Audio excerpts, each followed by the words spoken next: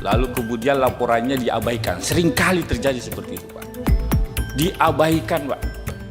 Sampai muncul di media itu no viral, no justice.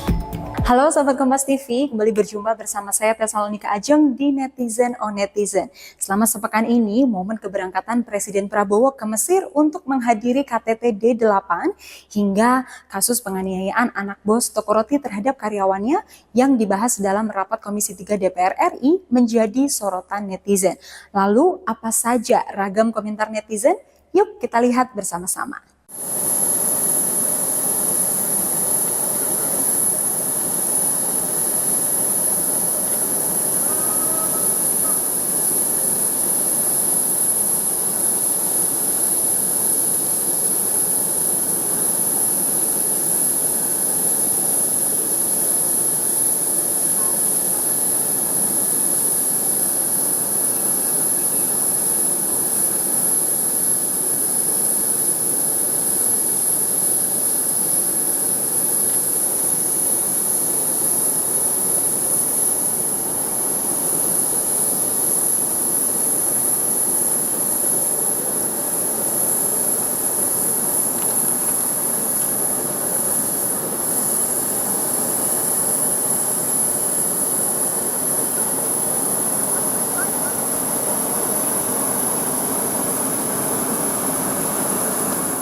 Video tersebut mendapatkan sorotan dan komentar dari netizen. Yang pertama ada datang dari Karim Egi yang mengatakan, semoga langkah kaki Bapak membawa berkah buat bangsa Indonesia ini. Jangan lupa makan dan jaga kesehatan Bapak.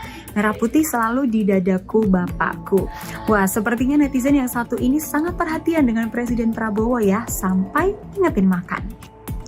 Lalu netizen yang kedua ada Haryadi yang mengatakan, wah Bapak Prabowo berangkat lagi ke luar negeri, ke Mesir tugas kenegaraan. Semoga kondisi dalam negeri aman-aman saja. Amin. Presiden Prabowo juga dalam keterangannya mengatakan bahwa pemerintahan di tanah air akan tetap berjalan secara efektif walaupun dirinya sedang melakukan kunjungan ke Mesir. Dan netizen yang ketiga, yakni dari Rahmat Nazmi mengatakan, jangan lupa oleh-olehnya dari Mesir ya Pak. Kalau Rahmat Nazmi ini minta oleh-oleh, sahabat Kompas TV, ada yang mau titip oleh-oleh juga? Kita ke video yang selanjutnya. Anggota Komisi 3 DPR RI Rudi Lalo sempat mengingatkan Kapolres Jakarta Timur agar tidak menunggu viral dan ada upaya untuk menghadirkan tersangka. Pernyataan tersebut dilontarkan Rudi saat rapat Komisi 3 DPR RI membahas kasus penganiayaan anak bos toko roti terhadap karyawannya. Kita panggil untuk mau pemeriksaan sebagai saksi pada tahap penyidikan. Iya. Namun yang bersangkutan dan orang tuanya karena merasa sudah terancam karena sudah kabur ke Sukabumi itu. Mereka menurut keterangan kepada kami bahwa mereka ke Sukabumi itu karena ada tujuan untuk mengamankan diri dan ada informasi dari salah satu temannya bahwa di Sukabumi ada tempat pengobatan alternatif. Jadi mereka ke Sukabumi dalam rangka itu. Akhirnya kami berkomunikasi dengan orang tuanya dan orang tuanya meminta perlindungan ke kami untuk menjemput dan kami selanjutnya melakukan tahap penangkapan. Berarti sudah viral dulu. Siap, sudah viral dulu baru ada upaya menghadirkan tersangka. Kira-kira begitu Pak Kapolres ya.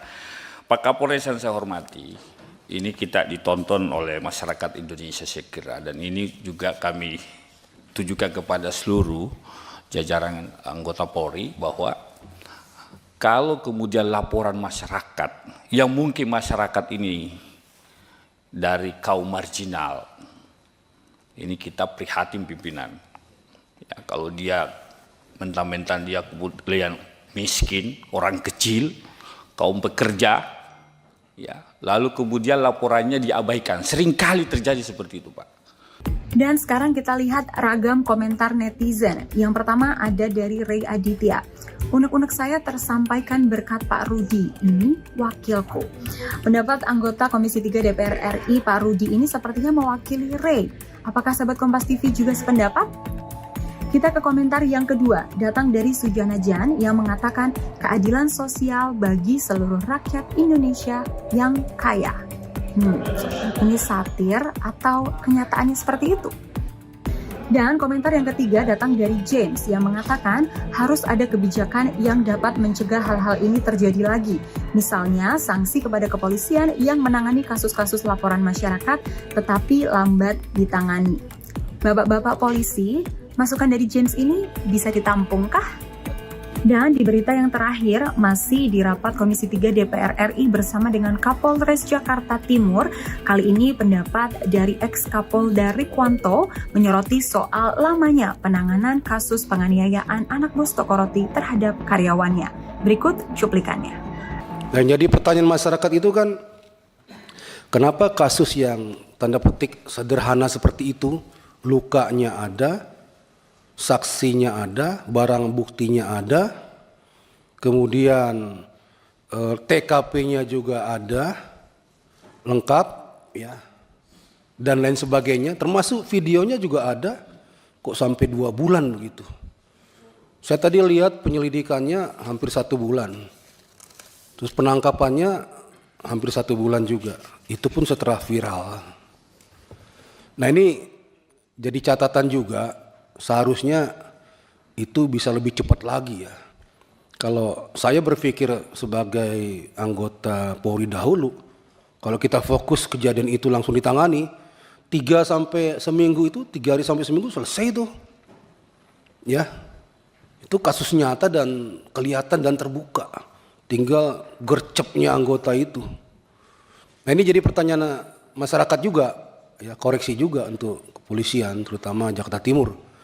Ya, jadi yang seperti itu seharusnya cepat geraknya. Sampai muncul di media itu no viral, no justice. No viral, no attention, no justice. Nah, di macam-macam lagi istilahnya.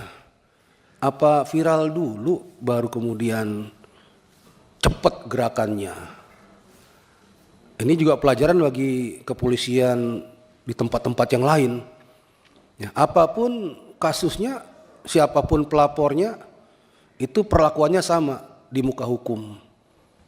Komentar yang pertama datang dari Dimanman yang mengatakan, semoga hukum di Indonesia semakin baik lagi. Komentar yang kedua datang dari Ubaidah. Sangatlah salut dan mengapresiasi sikap Bapak anggota DPR yang mau menekankan atas kinerja kepolisian yang dari dulu tidak ada kemajuan. Bagaimana mau dihormati masyarakat? Dan netizen yang ketiga datang dari Ars mengatakan, terima kasih Pak DPR sudah mewakili pertanyaan masyarakat. Kalau masyarakat biasa, mana digubris? Dan nampaknya kritikan dari anggota DPR ini banyak mewakili pendapat dari netizen. Sekarang tugas kita bersama-sama mengawal dan terus memantau kasus ini agar bisa berjalan dan diselesaikan secara adil. Dan itu dia sahabat Kompas TV, 3 berita yang mendapatkan sorotan dan komentar dari netizen. Terima kasih sahabat Kompas TV telah menyaksikan Netizen on Netizen. Jangan lupa untuk berikan like, komen, dan share video ini. Dan pastikan sahabat Kompas TV telah subscribe ke channel YouTube Kompas TV. Saya Salonika Ajeng pamit undur diri. Sampai berjumpa di Netizen on Netizen selanjutnya.